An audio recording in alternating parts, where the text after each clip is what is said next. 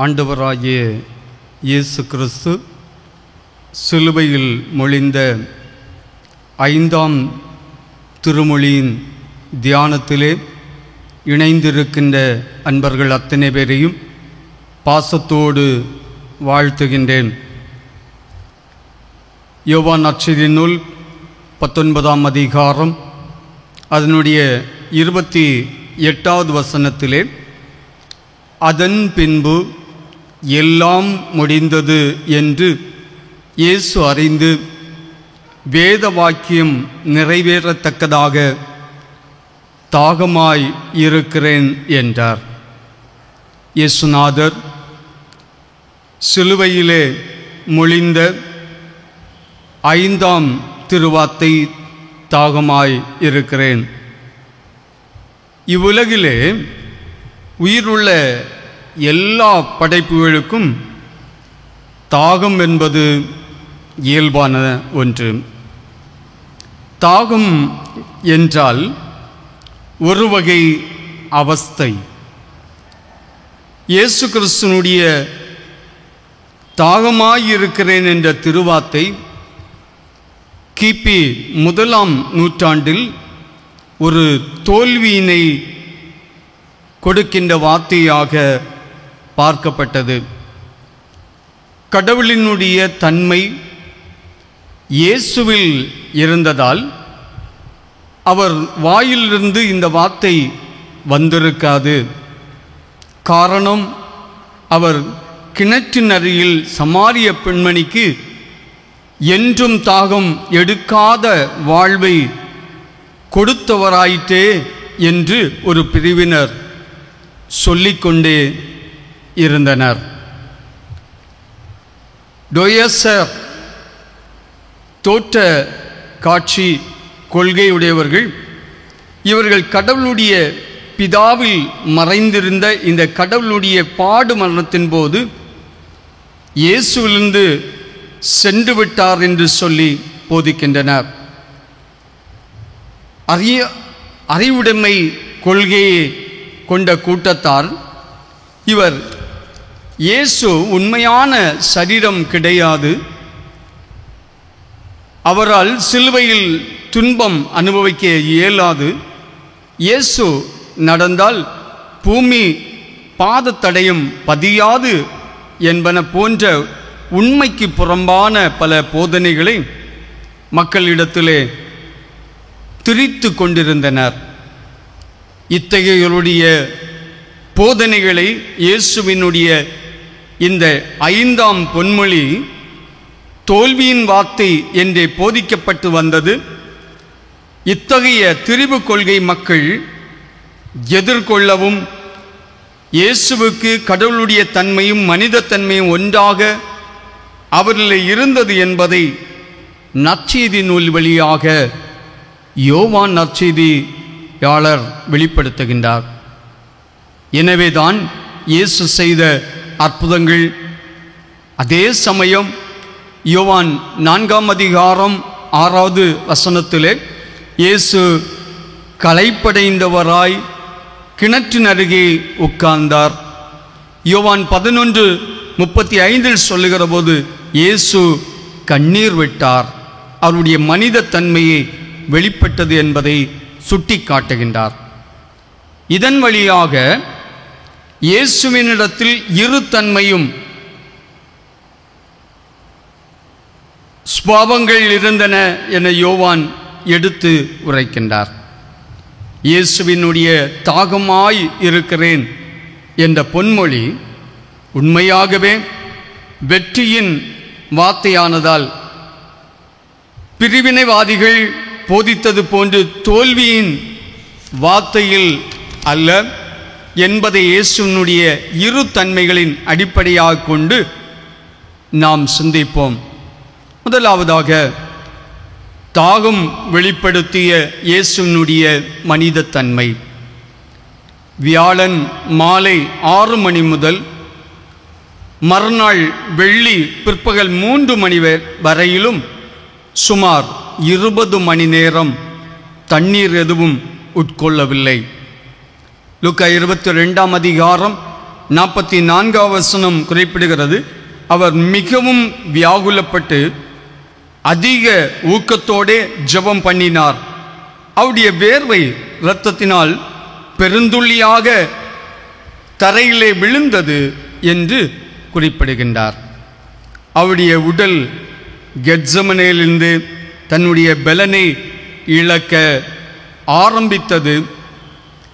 திகில், பயம், வியாகுலம், யூதாசனுடைய துரோகம், அலைச்சல், தூக்கமின்மை, ஓயாத ஓட்டம், பொய்க்குற்றச்சாட்டுகள், பிலாத்து, ஏரோது விசாரணை என்று அவருடைய உடல் மிகவும் களைத்து போய் இருந்தது. கோலினால் அடித்து பகைவருடைய பரிகாசம், முகத்திலே துப்பினார்கள், கன்னத்தில் அறைந்தார்கள், வாரினால் அடித்தார்கள். தூஷண வார்த்தைகள், இத்தகைய செயல்களினால் இயேசுவின் சரீரமும் உள்ளமும் உடைந்து போய் இருந்தது. கோடை வெயில் எருசலேம் முதல் கொல்கத்தா கபாலஸ்தலம் வரையிலும் பாரசுலுவையை சுமந்து கொண்டு சுமார் 2 கிலோமீட்டர் பயணம் செய்த களைப்பு அவருக்கு இருந்தது. 3ஆம் மணி நேரம் பிதாவினுடைய முகம் மறைவு, மனப்போராட்டம், கடும் இருள் போன்றவற்றை மனதளவிலே சோர்வை கொடுத்திருந்தது.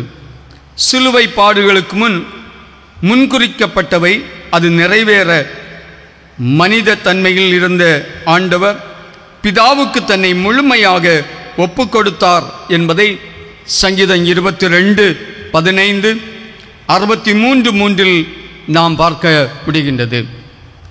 1000 கணக்கான மக்களுடைய பசியை தீர்த்த ஆண்டவர் தாகம் என்று சொல்லுகின்றார்.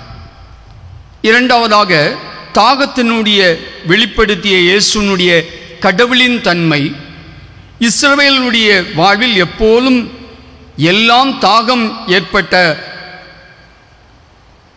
நேரத்திலே அப்பொழுது எல்லாம் கடவுளுடைய மகிமை அவர்களுக்கு காண செய்தார். எனவே சிலுவையில் வெளிப்படுத்திய தாகம் அது அழிவுக்குரிய கூக்குரல் அல்ல, புது வாழ்வுக்குரிய ஆரவாரம் என்பதை புரிந்து கொள்ள முடிகின்றது. ஆகாரின் தாகம் தன் பிள்ளையினுடைய எதிர்கால வாழ்வுக்குரிய தாகம் அவளுக்கு புது வாழ்வை பெற்று தந்தது. ஆதியாகமம் 21:14, 21:17 வசனங்கள் இவைகளை தெளிவுபடுத்துகிறது. வனாந்திரத்தில் எங்கிருந்து துறவு வந்தது? ஆகாரின் தாகம் தீர்க்க கடவுளே துறவானார். அந்த துறவு சிலுவையின் தாகம் என்கின்றது. இஸ்ரவேலுடைய தாகம் எகிப்தின் அடிமைத்தனத்திலிருந்து விடுதலை தாகம், கானானை அடைய காரணமாக அமைந்தது. அதே நீரூற்று சிலுவையில் தாகம் என்கின்றது. கானாவூர் விருந்தினர்களுடைய தாகம், சுவை நிறைந்த ரசத்தை கொடுத்தவர் இன்று இரத்தம் சிந்திக்கொண்டே கசந்த காடியை பெற தாகம் என்கின்றார். சிலுவையில் அறையப்பட்டு இத்தகைய வேதனையின் மத்தியிலும் உலகுக்கு பொது மன்னிப்பு, கள்வனுக்கு பொது வாழ்வு, தாய்க்கு நல்லுறவு. இயேசுவினுடைய இந்த தாகம் ஏற்படுத்திய மாற்றங்கள் என்ன என்பதை நாம் சிந்திப்பது இன்னும் நமக்கு வலு சேர்க்கின்றதாக அமையும்.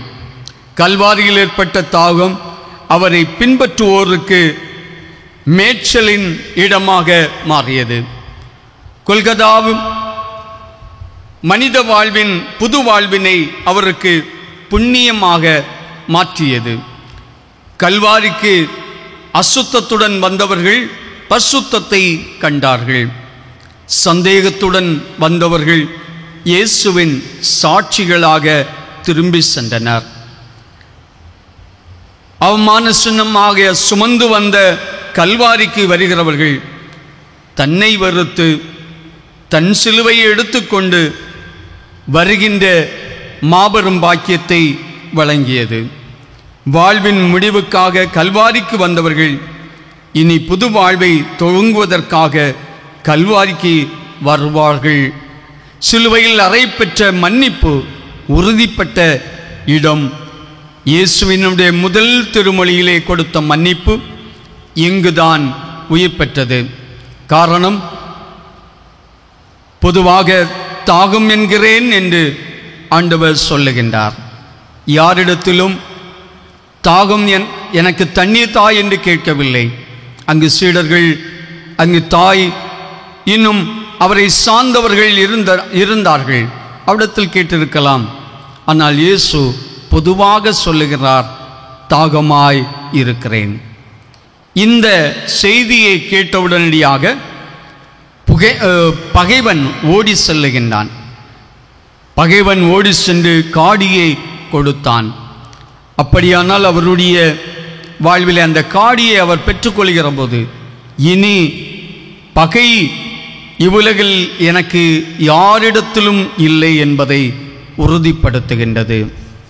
பகையை சிலுவையில் வென்று அனைத்து மக்களும் இறை மக்களாக, இறைவனுடைய பங்காளிகளாக வாழ சிலுவையிலே ஆண்டவர் கூறிய தாகமாயிருக்கிறேன் என்ற வார்த்தை நம்முடைய வாழ்விலும் இவ்வுலகத்திலே அனைத்து மக்களையும் ஆண்டவரின் பிள்ளைகள் என்ற உணர்வோடு ஏற்றுக்கொள்ளவும், இந்த உலகத்தில் எல்லாரும் இறை சான்றாளர்களாய் வாழ, இறை மாட்சிக்கு உகந்தவர்களாய் வாழ நாமும் ஆத்தும தாகத்தோடும் ஆண்டவர் விரும்புகின்ற வாழ்வோடும் இணைவோம். கடவுள் இத்திருவார்த்தைகளின் வழியாய் நம் அனைவரையும் புது உணர்வுக்குள் அழைத்து செல்வாராக.